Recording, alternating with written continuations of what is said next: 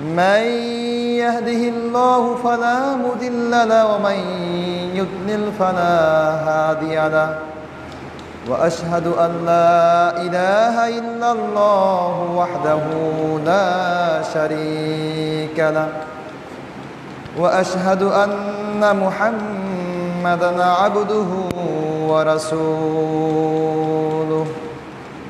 أرسله بالحق بشيرًا ونذيرًا وداعيًا إلى الله بإذنه وسراجًا منيرًا يا أيها الذين آمنوا اتقوا الله حق تقاته ولا تموتن إلا وأنتم مسلمون يا أيها الناس اتقوا ربكم الذي خلقكم من نفس واحدة وخلق منها زوجها وبث منهما رجالا كثيرا ونساء واتقوا الله الذي تساءلون به والأرحام إن الله كان عليكم رقيبا يا أيها الذين آمنوا اتقوا الله وقولوا قولا سديدا يصلح لكم أعمالكم ويغفر لكم ذنوبكم ومن يطع الله ورسوله فقد فاز فوزا عظيما أما بعد فإن خير الحديث كتاب الله وخير الهدي هدي محمد صلى الله عليه وسلم وشر الأمور محدثاتها وكل محدثة بدعة وكل بدعة ضلالة وكل ضلالة في النار قال الله تعالى في كلامه المجيد قل إن كنتم تحبون الله فاتبعوني يحببكم الله ويغفر لكم ذنوبكم والله غفور رحيم وقال رسول الله صلى الله عليه وسلم فإنك مع من أحببت قال أنس رضي الله تعالى عنه ما فرحت بعد الإسلام فرحا أشد من قول النبي صلى الله عليه وسلم فإنك مع من أحببت وأنا أحب الله ورسوله وأبا بكر وعمر وأرجو أن أكون معهم يوم القيامة رواه البخاري ومسلم সম্মানিত মুসল্লিবৃন্দ আমরা শুরুতেই আল্লাহ পাক রব্বুল আলামিনের প্রশংসা জ্ঞাপন করছি যে আল্লাহর অশেষ মেহেরবানিতে প্রতি সপ্তাহের ন্যায় আজকের এই পবিত্র জুমার দিনে সঠিক সময়ে মসজিদে আসার তৌফিক লাভ করেছি আমরা সকলেই বলি আলহামদুলিল্লাহ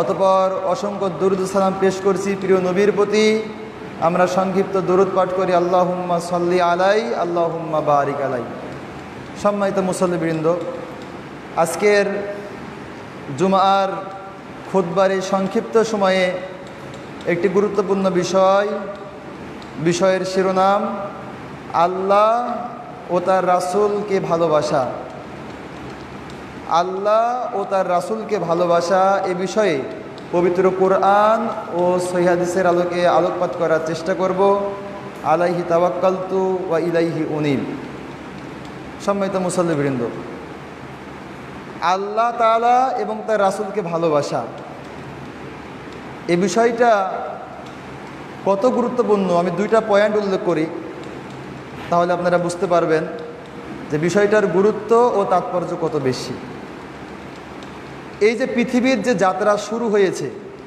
বা শুরু হয়েছিল অনেক আগে কতদিন পূর্বে এই পৃথিবীর যাত্রা শুরু হয়েছে এটা আমরা কেউ জানি না তবে এটা জানি অনেক অনেক দিন পূর্বে এই পৃথিবীর যাত্রা শুরু হয়েছে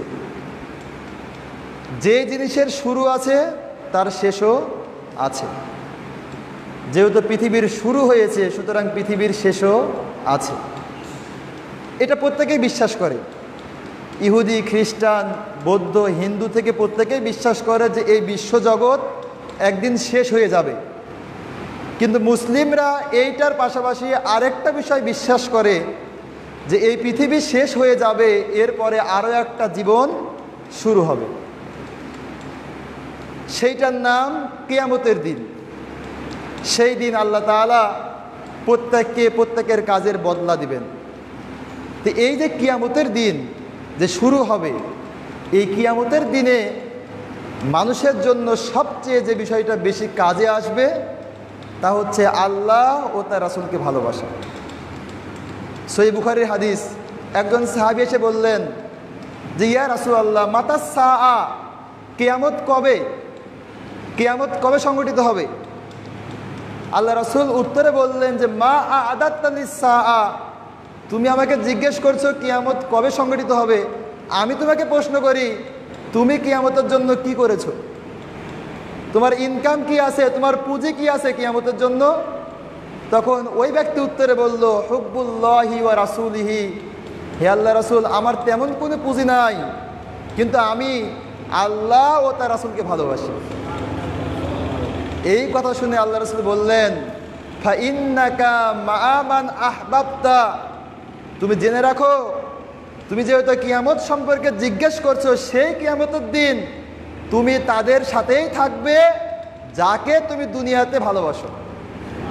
সুতরাং যেহেতু তুমি আল্লাহকে ভালোবাসো, রাসূলকে ভালোবাসো, কিয়ামতের দিন তোমার পাশে আল্লাহ রাসূল থাকবেন। এই কথা শুনে উপস্থিত সাহাবায়ে কেরাম খুব খুশি হয়ে গেলেন। বিশেষ করে আল্লাহ রাসূলের খাদেম আনাস, উনি বলছেন যে আমরা এই কথা শুনে যত বেশি খুশি হয়েছিলাম, এরকম খুশি কখনো হইনি। এর কারণ কি?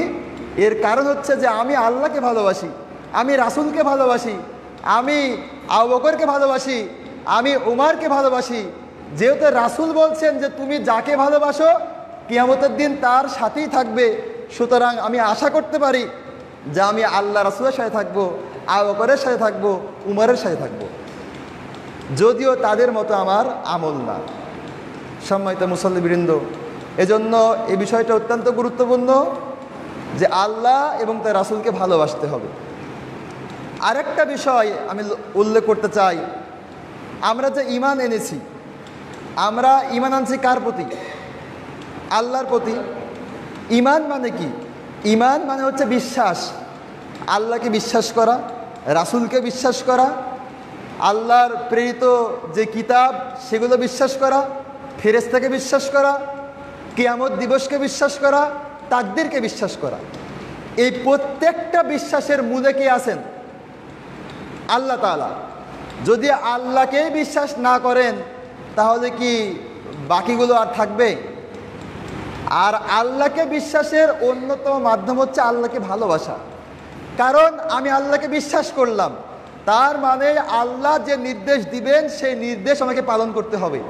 যদি কারো প্রতি আমার শ্রদ্ধা না থাকে, কারো প্রতি আমার ভালোবাসা না থাকে, তাহলে কি আমি তার কথা মানব? সুতরাং যে কোনো ব্যক্তির কথা মানার জন্য তার প্রতি ভালোবাসা থাকা কি জরুরি। সুতরাং আমি আল্লাহর কথা মানব, এজন্য অবশ্যই প্রথমত আল্লাহর প্রতি ভালোবাসা আমাদের অন্তরে থাকতে হবে। এজন্য আজকের যে বিষয়টা, এই বিষয়টা অত্যন্ত গুরুত্বপূর্ণ, আল্লাহ এবং তার রাসূলকে ভালোবাসা। এখন এই ভালোবাসা আমরা তো মুখে অনেকেই বলি যে আমরা আল্লাহকে ভালোবাসি, রাসূলকে ভালোবাসি, আবার পিতামাতা, সন্তান সন্ততি, ছেলে মেয়ে প্রত্যেককেই ভালোবাসি। কিন্তু এই ভালোবাসার স্তরটা কতটুকু হবে? আল্লাহর চেয়ে ভালোবাসার স্তর কি স্ত্রীর প্রতি বেশি হলে হবে, সন্তানের প্রতি বেশি হলে হবে, নাকি আল্লাহকে সবচেয়ে বেশি ভালোবাসতে হবে? আল্লাহ রাসূল বলছেন যে সালাসুন মান কুন্না ফীহি ওয়াজাদা হালাওয়াতাল ঈমান, তিনটা বিষয় যে ব্যক্তির ভিতরে রয়েছে সেই কেবলমাত্র ঈমানের স্বাদ পেয়েছে। আমরা আঙ্গুর খাই, একটা টেস্ট পাই, আপেল খাই, একটা টেস্ট পাই, আমরা গরুর গোশত খাই, একটা টেস্ট পাই, মজা পাই।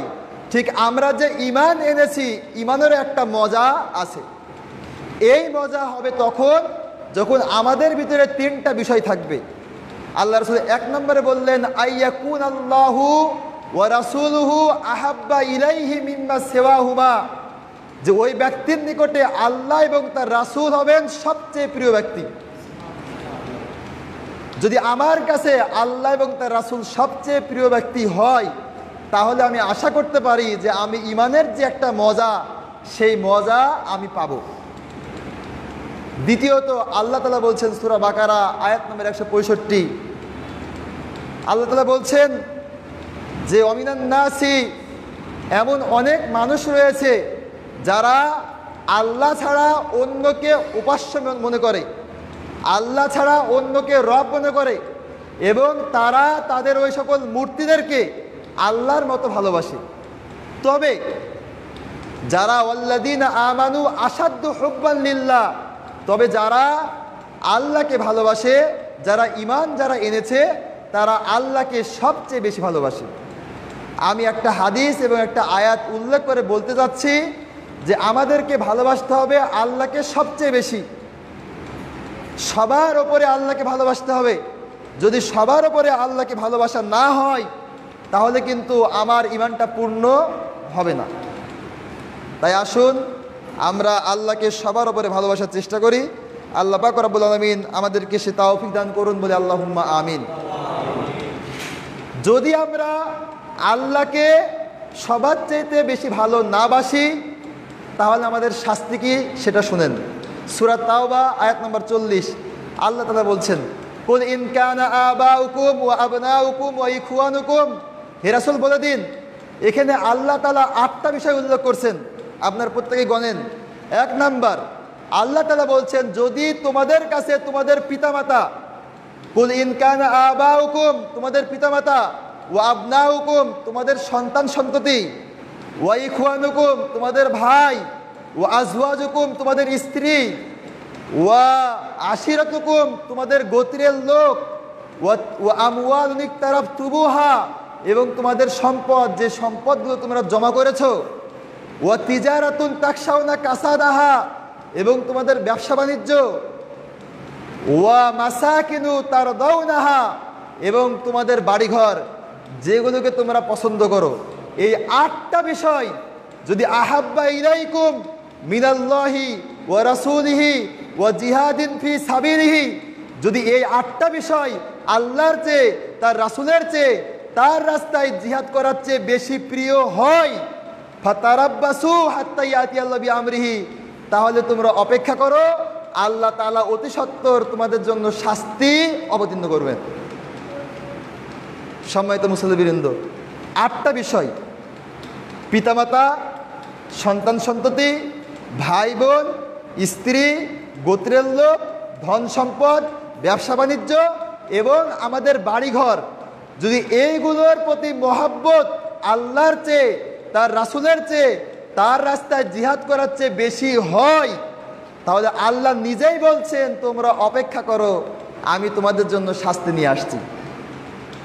এখন আপনার কাছে আমার প্রশ্ন, আমার কাছে আমার নিজের প্রশ্ন, আমার কাছে কি আল্লাহ বেশি প্রিয় আমার পিতামাতার চেয়ে, আমার সন্তানের চেয়ে, আমার টাকা পয়সার চেয়ে, আমার ব্যবসার চেয়ে, আমার বাড়িঘরের চেয়ে, নাকি আল্লাহ কম প্রিয়?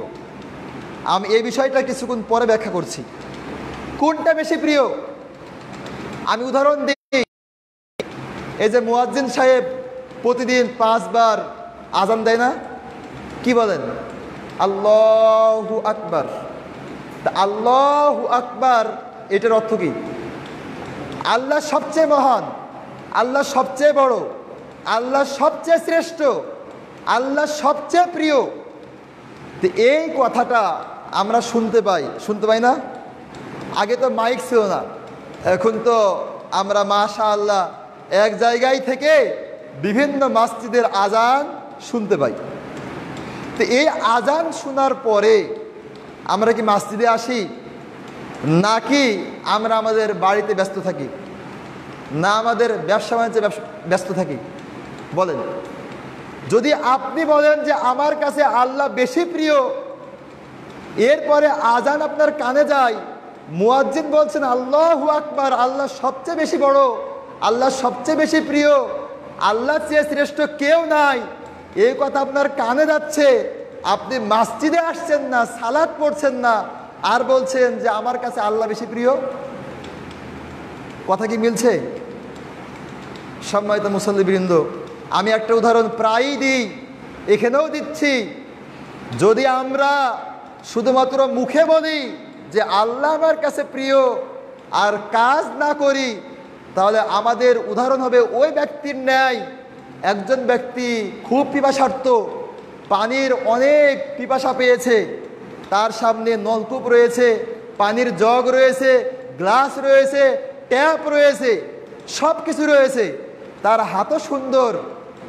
এরপরে সে বলছে পানি পানি পানি, আমাকে তোমরা পানি দাও, কিন্তু তার সামনেই পানি আছে, পানি পান করে না। বলেন তার পিপাসা দূর হবে? কথা বুঝেন না এখনো? একজন ব্যক্তির কাছে পানি আছে, পানি খাওয়ার মতো সব কিছু ঠিক আছে, মুখ ঠিক আছে, হাত ঠিক আছে, সামনে জগ আছে, গ্লাস আছে, এরপরে সে পানি পান না করে সে বলছে পানি পানি। তার এই কথা যেমন গুরুত্বহীন, কাণ্ডজ্ঞানহীন, পাগলামি। ঠিক যদি কোনো ব্যক্তি বলে আমি আল্লাহকে ভালোবাসি, রাসূলকে ভালোবাসি, আর যদি আল্লাহ যে আদেশ করেছেন সে আদেশ না মানে, তার কথাও এইরকম পাগলামি। সম্মানিত মুসল্লিবৃন্দ, এজন্য আসুন আমরা আল্লাহকে ভালোবাসবো কথায় কাজে, শুধু কথাই না, কথায়, অন্তরে এবং কাজে, এগুলোর মাধ্যমে আমরা আল্লাহকে ভালোবাসার চেষ্টা করি। আল্লাহ আমাদের সকলকেই সে তৌফিক দান করুন, বলে আল্লাহুম্মা আমিন।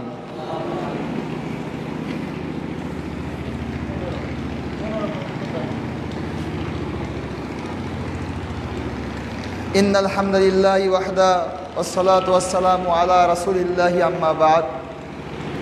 সম্মানিত মুসল্লিবৃন্দ, যদিও সাধারণত প্রথম খুতবা একটু লম্বা হয়, এরপরে দ্বিতীয় খুতবা একটু সংক্ষিপ্ত হয়, কিন্তু আমি দুইটা খুতবায় সমান করছি এই কারণে, যখন আমি খুতবা শুরু করি তখন লোকজন 5 থেকে 6 জন। দেখা যায় যে যে কোনো বিষয়ে একটা কথা বলতে হলে সামনে কিছু লোক থাকলে একটু সুবিধা হয়। এরপরে কথা শুরু করছি, দেখা যাচ্ছে একজন লোক আসতেছে, এরপরে সালাত পড়তেছে, মানে আমি কি বিষয়ে আলোচনা করছি তার কোনো জ্ঞানই নাই। তো এজন্য মোটামুটি এখন কিছুটা লোক হয়েছে। এখন থেকে আমি বিষয়টা আরেকটু বোঝানোর চেষ্টা করছি যেন প্রত্যেকেরই কথাটা বোধগম্য হয়। সম্মানিত মুসল্লিবৃন্দ, আমি প্রথম খুতবায় যে বিষয়টা বোঝানোর চেষ্টা করেছি তা হলো আল্লাহ এবং তার রাসূলকে ভালোবাসা। আল্লাহ এবং তার রাসূলকে ভালোবাসতে হবে সবচাইতে বেশি। পাশাপাশি এটা মুখে বললে হবে না, এটা আমাদেরকে কাজে বাস্তবায়ন করতে হবে। আমি 3টা পয়েন্ট উল্লেখ করব। 1 নম্বর, আল্লাহ তাআলা বলছেন সূরা নিসা আয়াত নম্বর 31, কুল ইন কুনতুম তুহিব্বুনাল্লাহ ফাত্তাবিউনি ইউহিব্বুকুমুল্লাহ। হে রাসূল বলে দিন, যদি তোমরা চাও আল্লাহকে ভালোবাসতে, তবে তোমরা আমি রাসূল আমার আনুগত্য করো। ইন কুনতুম তুহিব্বুনাল্লাহ ফাত্তাবিউনি, যদি তোমরা চাও আল্লাহকে ভালোবাসতে, তাহলে তোমরা আমার আনুগত্য করো। তাহলে কি হবে? ইয়াগফির লাকুম যুনুবাকুম, না ইউহিব্বুকুমুল্লাহু ওয়া ইয়াগফির লাকুম যুনুবাকুম। তাহলে আল্লাহ তোমাদেরকে ভালোবাসবেন আর তোমাদের সমস্ত গুনাহ মাফ করে দিবেন। আল্লাহু গফুরুর রহিম, আল্লাহ তাআলা দয়াশীল এবং ক্ষমাশীল। সম্মানিত মুসল্লিবৃন্দ, তো 1 নম্বর কাজ হচ্ছে আল্লাহ রাসূলকে অনুসরণ করা। এখন আল্লাহ রাসূলকে অনুসরণ করবেন কিভাবে? আল্লাহ রাসূল কিভাবে চলেছেন, কিভাবে জীবনযাপন করেছেন, কি বলেছেন, সেগুলো করতে হবে। আর যা থেকে নিষেধ করেছেন তা থেকে দূরে থাকতে হবে। এটা 1 নম্বর মাধ্যম। দ্বিতীয়ত যে বিষয়টা আমি উল্লেখ করতে চাই, এটাও তবরানী শরীফের একটি হাদিস। আল্লাহ রাসূল সাল্লাল্লাহু আলাইহি ওয়াসাল্লাম একদিন কিছু পানি নিয়ে আসতে বললেন, পানি ওযু করার জন্য। ফাতাওয়াদ্দা, আল্লাহ রাসূল ওযু করলেন। ফাতাতাব্বানাহু, সাহাবায়ে কেরাম বলছেন যে আমরাও ওযু করলাম। এরপরে আল্লাহ রাসূল বললেন যে মা হামালাকুম আলা মা সনাতুম, আমি পানি নিয়ে আসলাম, এরপরে ওযু করলাম, ঠিক তোমরাও পানি নিয়ে আসলে ওযু করলে কেন? তখন তারা বলল যে হুব্বুল্লাহি ওয়া রাসূলিহি, আল্লাহ রাসূল আমরা আল্লাহকে ভালোবাসি আর আপনাকে ভালোবাসি, যেহেতু আপনি এই কাজটা করছেন তাই আপনাকে ভালোবেসে আল্লাহকে ভালোবেসে আমরাও এই কাজটা করলাম। আল্লাহ রাসূল বললেন ফাইন আহবাবতুম আইয়ুহিব্বুকুমুল্লাহু ওয়া রাসূলুহু, হে রাসূল শোনো, হে সাহাবায়ে কেরাম শোনো, যদি তোমরা চাও যে তোমাদেরকে আল্লাহ ভালোবাসুক, যদি তোমরা চাও তোমাদেরকেও আল্লাহ ভালোবাসুক, তাহলে তোমরা তিনটা কাজ করবে। কয়টা কাজ? তিনটা কাজ করবে। এক নাম্বার আদ্দু আমানাতাকুম, যখন তোমাদের কাছে কেউ আমানত রাখবে সেই আমানতটা ঠিকঠাক মতো দিয়ে দিবে। ওয়াসতুকু ইযা হাদ্দাসতুম, আর যখন তোমরা কথা বলবে তখন সত্য কথা বলবে। ওয়া আহসিনু ইলা জিওয়ারি মান জাওয়ারাকুম, আর তোমাদের প্রতিবেশী যারা রয়েছে তাদের সাথে সুন্দর আচরণ করবে। তিনটা বিষয়। আজকের খুতবার মূল যে বিষয়, এই তিনটা কাজ। এক নাম্বার কি? আমানত দিলে সে আমানতটা রক্ষা করতে হবে। যদি কেউ আপনাকে কোনো কথা বলে যে ভাই এই কথাটা আপনার কাছে আমানত, তাহলে এই কথাটা কিন্তু আপনি দ্বিতীয় কাউকে বলতে পারবেন না। যদি আপনি তাকে আবার বলেন যে ভাই এই কথাটা তোমার কাছে আমানত, তুমি কাউকে বলবে না, এই কাজও করা যাবে না। যেহেতু সে আপনাকে বলেছে ভাই এই কথাটা আপনার কাছে আমানত, সুতরাং এই কথাটা দ্বিতীয় কাউকে বলা যাবে না। অনুরূপভাবে যদি কেউ আপনার কাছে কোনো সম্পদ বা কোনো টাকা পয়সা আপনার কাছে আমানত রাখে যে ভাই এটা একটু দেখে রাখেন, আমাকে পরবর্তীতে দিয়েন, কিন্তু ওই সম্পদটা যে অবস্থায় রাখছে ঠিক ওই অবস্থাতেই তাকে ফিরিয়ে দিতে হবে। এটা হচ্ছে আমানত। কিন্তু আজকে আমাদের সমাজের আমানতদারিতা কোথায় গেছে? আজকে তো যেমন সবচাইতে বড় আমানত হচ্ছে রাষ্ট্রীয় আমানত, সবচেয়ে বড় আমানত রাষ্ট্রীয় আমানত। আমরা সবাই আমাদের যিনি প্রধানমন্ত্রী, যিনি রাষ্ট্রপ্রধান, তার কাছে আমানত। তার মানে তিনি আমাদের কোনো ক্ষতি করতে পারবেন না। আবার একটা মেম্বার, তার কাছে তার এলাকার মানুষ আমানত। একটা চেয়ারম্যান, তার কাছে তার জনগণ আমানত। একটা এমপি, তার কাছে তার নির্বাচনী এলাকার মানুষ আমানত। তার মানে তাদের প্রতি সে অন্যায় করতে পারবে না, তাদের প্রতি সে অত্যাচার করতে পারবে না, তাদের সম্পদ কুক্ষিগত করতে পারবে না। কিন্তু আজকে কোথায়? আজকে কে কার সম্পদ খায়? জনগণের সম্পদ কে খায়? আমার সম্পদ কে খায়? আপনার সম্পদ কে খায়? যে যেভাবে ইচ্ছা সে সেভাবেই সম্পদগুলো ভক্ষণ করার চেষ্টা করছে। এজন্য সম্মানিত মুসল্লিবৃন্দ, কে কি করছে দেখার দরকার নাই, আমি কি করছি আর আপনি কি করছেন।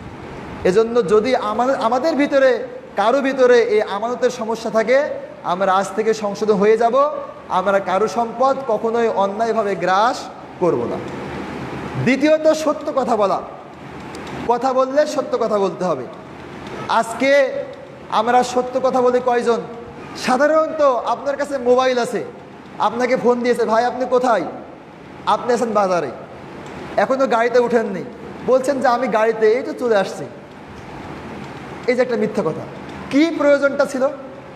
আপনি বলেন যে আমি বাজারেই আছি, এখন উঠতে পারিনি। কিন্তু এইরকম মানে কথায় কথায় মিথ্যা, কথায় কথায় অশ্লীলতা, এগুলো আজকে ছড়িয়ে পড়েছে। তৃতীয়ত যে বিষয়টা, সেটা হচ্ছে প্রতিবেশীর সাথে সুন্দর আচরণ করা। প্রতিবেশী কে? আমি আপনার পাশে আছি, আমি আপনার প্রতিবেশী। আপনার বাড়ির পাশে আমার বাড়ি, আমি আপনার প্রতিবেশী। আমি মসজিদের খতিব, আমি মসজিদের মুয়াজ্জিন, তার মানে আমি আপনার প্রতিবেশী। তো এই যে প্রতিবেশীর সাথে সুন্দর আচরণ করা, এগুলো কোথায়? আপনি খোঁজ খবর নেন তো, আপনি গোপনে খবর নেন যে আপনার বাড়ির যে প্রতিবেশী রয়েছে তারা কি আপনার প্রতি সন্তুষ্ট, তারা কি আপনার ব্যবহারে সন্তুষ্ট, একটু খোঁজ নিয়ে দেখেন। এই জন্য এই তিনটা বিষয় আমরা পালন করার চেষ্টা করব। এক নাম্বার বললাম আমানতদারিতা, দুই নাম্বার বললাম সত্যবাদিতা, আর 3 নম্বর বললাম প্রতিবেশীর সাথে সুন্দর আচরণ করা। আল্লাহ আমাদের সবাইকে এই 3টা কাজ করার তৌফিক দান করুন, বলে আল্লাহুম্মা আমিন। সর্বশেষ খুতবার শেষের দিকে আমি একটা বিষয় উল্লেখ করতে চাই। আজকের এই জুমার দিন আমার মনে হয় অনেক মুসল্লি এই জুমার গুরুত্ব এবং তাৎপর্য সম্পর্কে জানে না, অনেকেই জানে না। আজকের এই দিনটা কত গুরুত্বপূর্ণ এটা অনেকেই জানে না। আজকে যদি বলা হয় যে এই মৌচাক এলাকায় ওইখানে একটা শোরুম আছে মোটরসাইকেলের, সন্ধ্যা 6টার আগে যারাই যাবে প্রত্যেককে একটা করে ডিসকভারি মোটরসাইকেল ফ্রি দেওয়া হবে। এই এলাকার কেউ থাকবে না সবাই যাবে? যদি বলা হয় ছোট হোক বড় হোক প্রত্যেককে একটা করে মোটরসাইকেল ফ্রি দেওয়া হবে, যেই শিশুটা আজকে জন্ম নিয়েছে ওই শিশুর যে বাপ, ওই বাপ তারও নিয়ে যাবে। কারণ প্রত্যেকটা ব্যক্তিকে দেওয়া হবে, ছোট হোক বড় হোক। তার মানে ওই লোকটা বুঝেছে যে আজকের সন্ধ্যা 6টা কত গুরুত্বপূর্ণ। একটা মোটরসাইকেল পাওয়া যাবে। এই দুনিয়াবি সামান্য মোটরসাইকেলের জন্য এলাকার মানুষ একটাও আপনারা কেউ থাকবেন না, সবাই যাবেন। আপনি কি জানেন আজকের এই জুমা দিনের গুরুত্ব কত বেশি? আমি 3টা হাদিস উল্লেখ করি, 3টা হাদিস উল্লেখ করছি। প্রথম নম্বর হাদিস আবু দাউদ, তিরমিজি, ইবনে মাজাহ, নাসাই 4টা হাদিস গ্রন্থে এসেছে। আল্লাহ রাসূল বলছেন, ভালো করে শুনুন, মান গসসালা ইয়াউমাল জুমআতি ওয়াক্তাসালা, যে ব্যক্তি জুমআর দিনে সুন্দরভাবে গোসল করলো, 1 নম্বর কাজ। ওয়া বাক্কারা ওয়াবতাকারা, এবং সকাল সকাল মসজিদে আসলো। ওয়া মাশা ওয়ালাম ইয়ারকাব, পায়ে হেঁটে মসজিদে আসলো। ওয়া দানা মিনাল ইমাম, 4 নম্বর ইমাম সাহেবের কাছে বসলো। ওয়াস্তামা ওয়ালাম ইয়ালগু, ইমাম সাহেবের কথা মনোযোগ সহকারে শ্রবণ করলো। এই 5টা কাজ যে ব্যক্তি করলো, আমাদের প্রিয় নবী বলছেন, কানা লাহু বিকুল্লি খুতুওয়াতিন মিসলু আজরি সানাতিন সিয়ামুহা ওয়া কিয়ামুহা, ওই ব্যক্তির প্রত্যেকটা কদমের বিনিময়ে 1 বছর নফল সিয়াম এবং 1 বছর নফল সালাতের নেকি লেখা হয়। এখনো বুঝতে পারেননি? আপনার বাড়ির থেকে যদি মসজিদের দূরত্ব হয় 50 কদম, যদি আপনি ওই 5টা কাজ ঠিক মতো করেন, 50 বছর সিয়াম পালন করলে যে নেকি হয়, 50 বছর রাত্রে তাহাজ্জুদ পড়লে যে নেকি হয়, সেই নেকি আল্লাহ তাআলা লিখে দেন। আপনার বয়স কত হয়েছে? আমার বয়স কত হয়েছে? আপনি বাঁচবেন কয় বছর বলেন দেখি? এইরকম একটা ফজিলত আমরা অবহেলায় কাটাই দিই। আজকের এই জুমার মসজিদে অনেকেই এই ফজিলত থেকে বঞ্চিত হয়েছেন। কারণ 5টা কাজের 1 নম্বর হচ্ছে গোসল করা, 2 নম্বর হচ্ছে সকাল সকাল মসজিদে আসা, সর্বনিম্ন হচ্ছে ইমাম সাহেব বা খতিব সাহেব খুতবা শুরু করার পূর্বেই মসজিদে আসতে হবে। খতিব সাহেব খুতবা শুরু করে দিলে আপনার নাম আর ফেরেশতাদের আমল নামায় লেখা হয় না। হাদিসে আসছে, যখন খতিব সাহেব খুতবা শুরু করে দেন তখন ফেরেশতারা তাদের খাতা যা থাকে সেই খাতাটা গুটিয়ে দিয়ে বসে যায়। সম্মানিত মুসল্লিবৃন্দ, তাহলে আজকে আপনি চিন্তা করেন দেখি, আমরা এই নেকি থেকে কেন বঞ্চিত হলাম? শুধু আজকে না, এভাবেই চলছে। আপনার বয়স 50 বছর, 40 বছর, এভাবেই আপনি আপনার বয়সে কত জুমা পেয়েছেন? আপনি কয়টা জুমায় এই 5টা কাজ করেছেন? এভাবে এই সময়টা পার হয়ে যাচ্ছে। এ হচ্ছে 1 নম্বর। 2 নম্বর, আল্লাহ রাসূল বললেন, যে ব্যক্তি এই 5টা কাজ ঠিক মতো করবে, গুফিরালাহু মিনাল জুমআতি ইলাল জুমআতিল উখরা ওয়া জিয়াদাতু সালাসাতি আইয়াম, যে ব্যক্তি এই 5টা কাজ ঠিক মতো করবে, তার এক জুমা থেকে অপর জুমা 7 দিন, আরো 3 দিন, মোট 10 দিনে যত গুনাহ হয় আল্লাহ তাআলা সকল গুনাহ মাফ করে দেন। তিন নাম্বার, আল্লাহ রাসূল বলেছেন যে ব্যক্তি জুমার দিনে প্রথম সময় আসে, একটা উট সাদকা করলে যে নেকি হয়, একটা উট কুরবানি দিলে যে নেকি হয়, সে নেকি দেওয়া হয়। দ্বিতীয় সময় যে আসে একটা গরু, তৃতীয় সময় যে আসে একটা দুম্বা, এরপরে একটা মুরগি, একটা ডিম, এই যে তিনটা নেকি, এই নেকিগুলো আমরা অবহেলায় কাটাই দিই। এজন্য সম্মানিত মুসল্লিবৃন্দ, আমি নতুন মানুষ, আজকে এখানে এসেছি, হয়তো আজকেই শেষ, আবার সামনে দেখা হতেও পারে, না হতেও পারে, কিন্তু আজকে আমি আপনাদের প্রতি এই আহ্বানটা জানাতে চাই যে আমরা ইতিপূর্বে যা করেছি এই জুমার দিনটা একটু গুরুত্ব দিই। এই জুমার দিনকে আমরা ভিন্নভাবে কাটাই।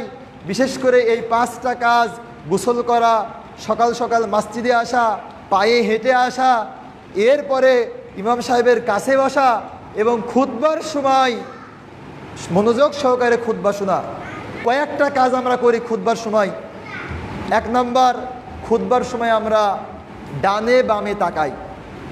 এই কাজটা করলে কিন্তু নেকি হবে না। খুতবার সময় ডানে বামে, ঘড়ির দিকে পিছনে তাকানো যাবে না। খুতবার সময় ঘুমানো যাবে না। খুতবার সময় এই যে অনেকেই আতর নিয়ে এসে আতর দেয়, অনেকেই মোবাইল নিয়ে ব্যস্ত থাকে, এ সকল কাজ করা যাবে না। যদি আপনি খুতবার সময় এ সকল কাজ করেন তাহলে আপনার খুতবাটাই নষ্ট। শুধুমাত্র জোহরের সালাত আদায় করলে যে নেকি হয় সেই নেকি হবে, জুমার দিনের যে বিশেষ নেকি এই নেকি হবে না। সম্মানিত মুসল্লিবৃন্দ, এজন্য আমি একবার অন্তঃস্থল থেকে বলছি, আমি আপনাদের ভাই, আমরা চাই যে আমরা সবাই ঈমান নিয়ে চলি, ঈমান নিয়ে মরি এবং একসাথে সকলে জান্নাতে থাকি। যেন সকলে জান্নাতে থাকতে পারি, এজন্য আমাদের সকলের সম্মিলিতভাবে কাজ করতে হবে, ইসলামী কাজ বেশি বেশি করতে হবে। তাই আমি জানি না আপনাদের কে কে 5 ওয়াক্ত সালাত আদায় করে না। আজকে থেকে নিয়াত করেন এই 5 ওয়াক্ত সালাত ছেড়ে দিয়েন না। আজকে যেহেতু আমি প্রথম নতুন মানুষ, আমি 2টা ঘটনা উল্লেখ করতে চাই, একটু লম্বা হবে আজকের খুতবা। আজকে আমরা বললাম যে আল্লাহর প্রতি ভালোবাসা, রাসূলের প্রতি ভালোবাসা। আজকে যদি আমরা আল্লাহকে ভালোবাসতে চাই, রাসূলকে ভালোবাসতে চাই, আমাদেরকে কোনো কষ্ট করতে হবে না, আমাদেরকে কেউ মারবে না। যদি আমি 5 ওয়াক্ত সালাত আদায় করি, আমাকে কেউ মারবে? আমাকে কেউ খারাপ বলবে? যদি আমি দাড়ি রাখি, আমারে কেউ কিছু বলবে? যদি আমি টাকনুর উপরে কাপড় পরি, আমারে কেউ কিছু বলবে? কেউ কিছু বলবে না। যদি আমি মদ পান না করি, আমারে কেউ কিছু বলবে না। আমি যদি সত্য কথা বলি, কেউ কিছু বলবে না, বরং ভালো বলবে যে আমাদের এলাকায় একটা ছেলে আছে, সে নামাজ পড়ে, যদিও জেনারেল শিক্ষিত, কিন্তু সে নামাজ পড়ে। কিন্তু সম্মানিত মুসল্লিবৃন্দ, সেই কিয়ামতের দিন আমি আর আপনি কি রাসূলের সামনে দাঁড়াতে পারবো? যেই রাসূলকে ভালোবাসতে গিয়ে সাহাবায়ে কেরাম বুকের রক্ত দিয়ে দিয়েছেন। আমি একটা মাত্র ঘটনা বলি, উহুদ যুদ্ধ। ইসলামে অনেক কটা যুদ্ধ হয়েছে, তার ভিতরে একটা যুদ্ধের নাম হচ্ছে উহুদ যুদ্ধ। এই উহুদ যুদ্ধের সময় আল্লাহ রাসূলকে মারা হয়েছিল। আপনারা সবাই আগে সামনে আসেন, একটু সামনে আসেন।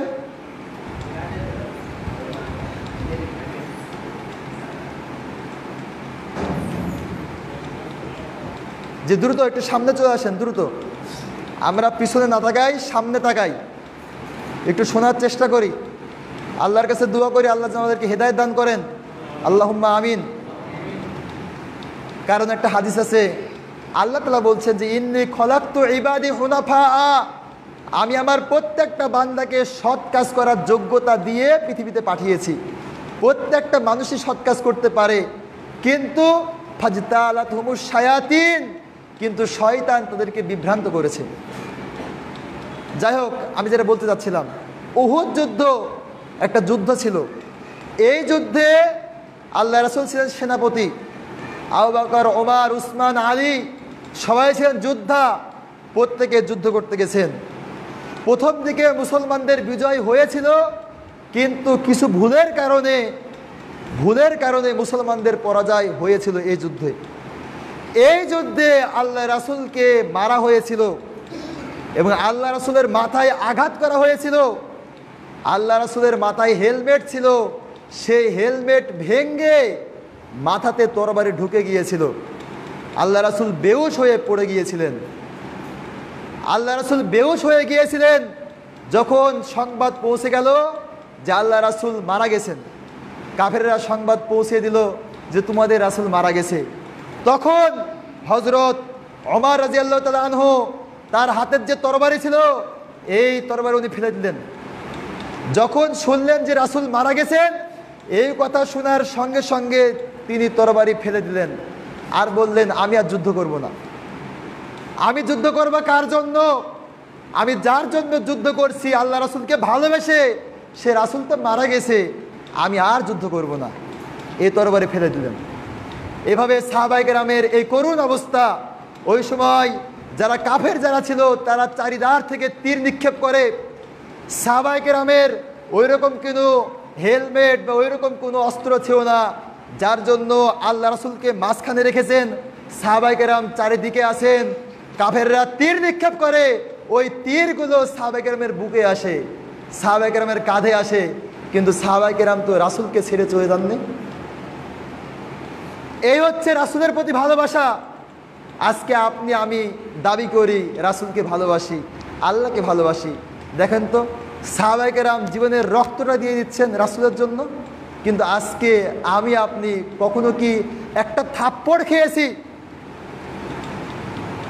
একটা অপমান শুনেছি রাসূলের মহব্বতের কথা বলতে গিয়ে, সত্য কথা বলতে গিয়ে? এরপরেও আমরা দাবি করি যে আমরা রাসূলকে ভালোবাসি। বরং মনে কিছু কেউ কি নিয়েন না, আমাদের মাঝে তো এমন অনেক রয়েছেন যারা ইসলামের কথা বললে, রাসূলের কথা বললে, সত্য কথা বললে, আবার যারা সত্য কথা বলে তাদের বিরুদ্ধে মামলা মোকদ্দমা, তাদের জেল জরিমানা, মার পিট, অনেক কিছু হয়। সম্মানিত মুসল্লিবৃন্দ, আপনাকেও মরতে হবে, আমাকেও মরতে হবে, সবাইকে মরতে হবে সেই কিয়ামতের দিন। আমি শুরুতেই বলেছি, আল্লাহ রাসূলের কাছে একজন সাহাবী আসলেন, এসে বললেন যে আল্লাহ রাসূল কিয়ামত কবে? মাতাসসা, কিয়ামত কবে? আল্লাহ রাসূল বললেন, মা আ'দাত্তা লাহা, তুমি কিয়ামতের জন্য কি করেছো? ওই ব্যক্তি উত্তরে বলল, আমি আল্লাহকে ভালোবাসি, রাসূলকে ভালোবাসি। সম্মানিত মুসল্লিবৃন্দ, আমার আপনার ভালোবাসা কি এমন হয়েছে আমি কিয়ামতের দিন রাসূলের সামনে থাকতে পারবো? এজন্য আসুন আমরা আল্লাহ তার রাসূলকে ভালোবাসি, বিশেষ করে আমরা সালাতের প্রতি যত্নবান হই। কারণ ইসলাম গ্রহণ করার পরে যেই সর্বপ্রথম যে কাজ সেটা হচ্ছে সালাত। এজন্য আজকে থেকে তওবা করেন, বিশেষ করে 5 ওয়াক্ত ফরজ সালাত যখন আপনার কানে আসে, আল্লাহু আকবার, আল্লাহ মহান, আল্লাহু আকবার, আল্লাহ মহান, আশহাদু আল্লা ইলাহা ইল্লাল্লাহ, আমি সাক্ষ্য দিচ্ছি আল্লাহ ছাড়া কোনো ইলাহ নাই, আল্লাহ ছাড়া কোনো মাবুদ নাই, আল্লাহ ছাড়া কোনো আইনদাতা নাই, আল্লাহ ছাড়া কোনো রিজিকদাতা নাই।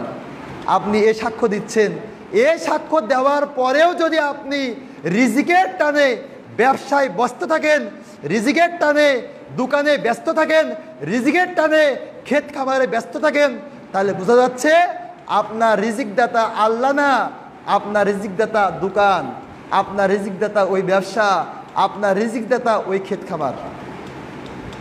সম্মানিত মুসল্লিবৃন্দ, এজন্য আমরা আল্লাহর প্রতি বিশ্বাস স্থাপন করি।